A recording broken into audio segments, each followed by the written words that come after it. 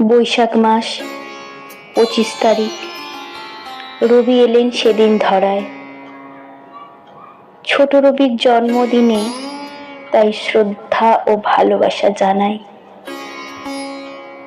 ছোট রবির প্রথম কবিতা করলো যেন সকলকে তাক।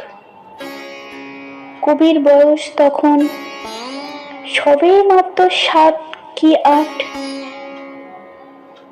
গল্প, কবিতা প্রভৃতি লিখে কবি করলেন জগৎ জয়।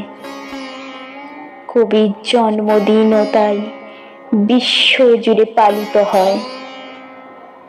শেষে এলো 1913 সাল। দিনটা ছিল অতি শুভ। নোবেল আনলো ছোট্ট রবি।